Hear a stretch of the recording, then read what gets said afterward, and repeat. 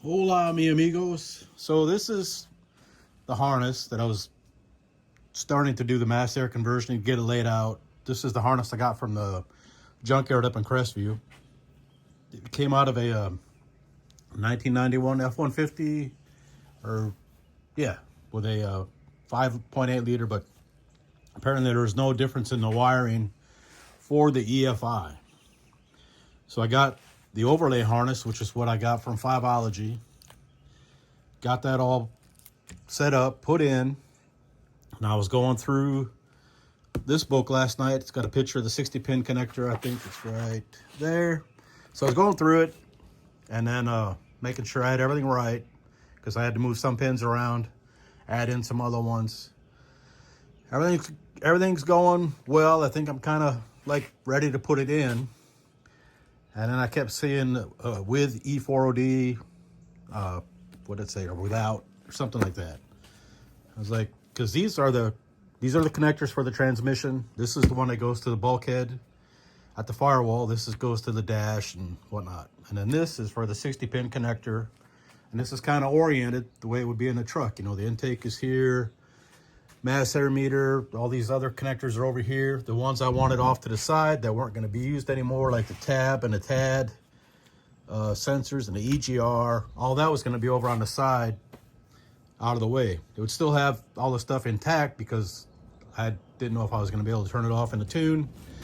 So the stuff would all been there, just wouldn't have been functioning. It would have been all hooked up, but not like actual functioning. So that's all good. And like I said, I go to here and I thought I better check the ones on the truck, you know, because it mentions E4OD or without E4OD. And the two options for the truck was the E4OD and a 4R70. And then I looked in here and mine's got 6 connectors on it. You know, like there's the connector at the bulkhead or firewall for the cab, EFI connections. These are a fuel pump relay, EUC relay. I don't know what that does. And then that's for your self-test. So I was like, huh, that is not good. So apparently that truck had a 4R70 and my truck has a E4OD. So that ain't gonna work. So I thought, well, this is a transmission one. This got 5.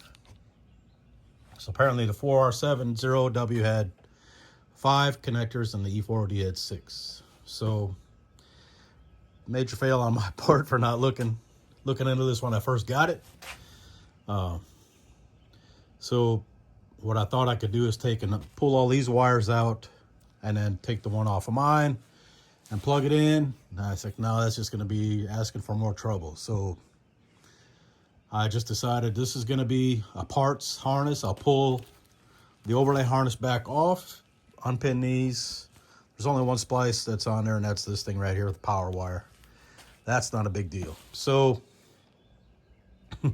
my diabolical plan to swap harness for harness ain't going to work. I'm going to have to take, and actually all the mods that are going to be done to it, I'm going to take the upper intake off and then pull the fuel injector connectors off of this one.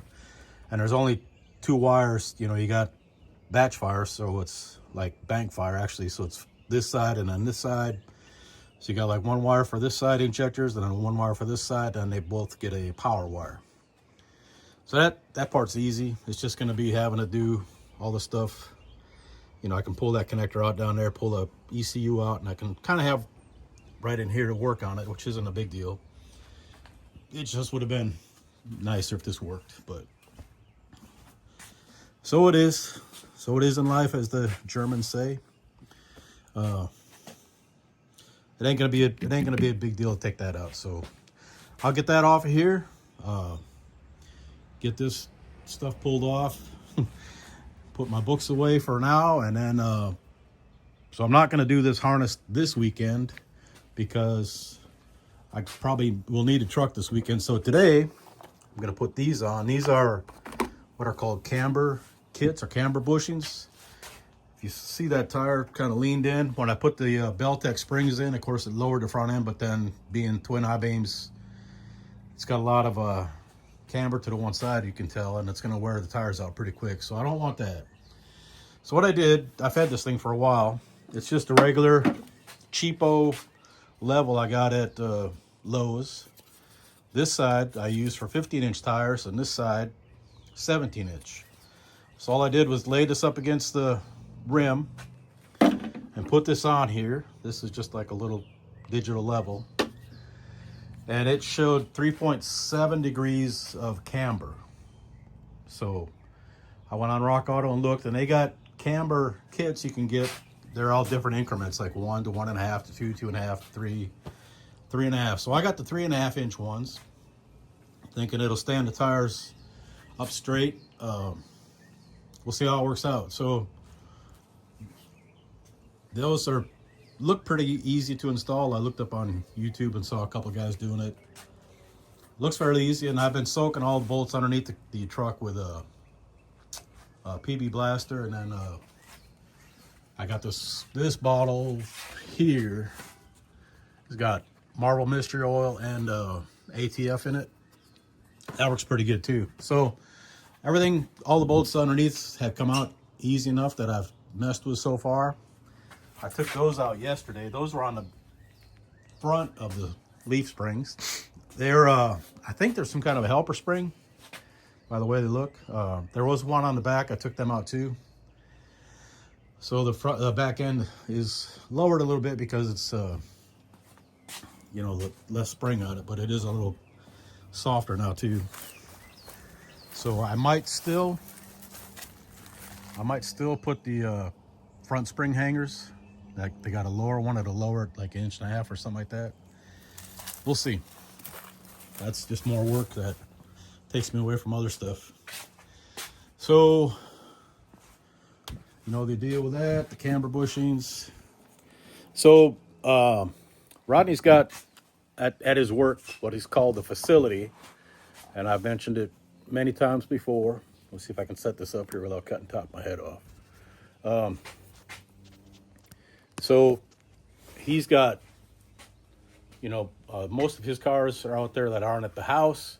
He's got one of Pirate's cars out there, and he's got 2 of mine, the Skyler car, which is the white 93 LX, and then he's got Mustang, which is the white 93 coupe. Well, he's losing that. They got a new management team out there where he works, and they figured out they got a lot of square footage out there is not being utilized to put money in the coffers of the company. So he's losing that. He's got to have it out by like the first week of June, all that stuff. So I'm going over there Saturday, and I'm going to try to bring home the Skyler car first, and then I think some other time I'll have to go over and get the other one, the Mustang. So what I'm going to try to do today, after I get this stuff knocked out with the camber bushings, is clean out the garage so I can get the trooper car in here, which is out in the front underneath the carport with a car cover on it. And then once I put the trooper car in here, I can put the Skyler car up in the front with the car cover back on it, and hopefully Alice won't notice the difference because she doesn't know about the Mustang or the Skyler car yet. But she will. I'm not actively hiding it. I'm just not being forthcoming, I guess, will be the way to say it. So I can get the trooper car in here and start on that. The LTDLX is going to be put on the back burner.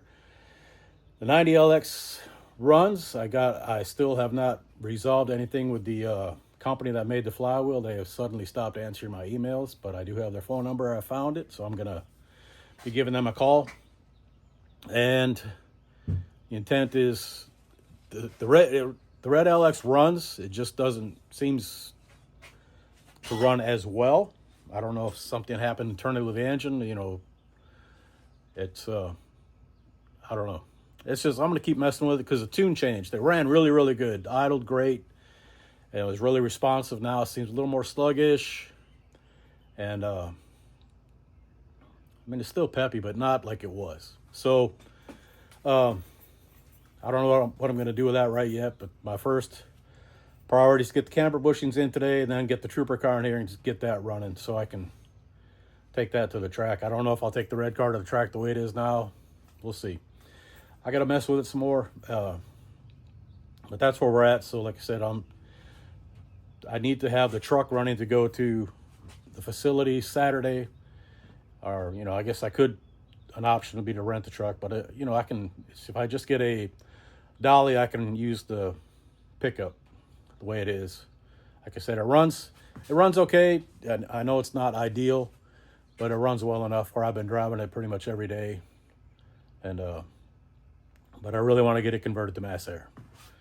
So the mass air part's going to be put on hold until I get out past this weekend, or at least until I get both cars over here, and then we will go from there. So that's what we're doing today, and then like I said, this weekend we'll get the other car over here. I'm probably not going to do anything with that right off the bat. Just like I said, I got plenty of other stuff to do. But when we do something, we'll document it, of course. And then I don't know what the name of that one's going to be. I'll see if Rodney comes up with names. He kind of has named most of the cars and the crew, just because that's kind of his forte. He's his imagination, the clean side of the imagination. He's what the cars typically get named with. So that's what we're doing. Appreciate all you guys listening and responding, and we'll catch you in the next clip.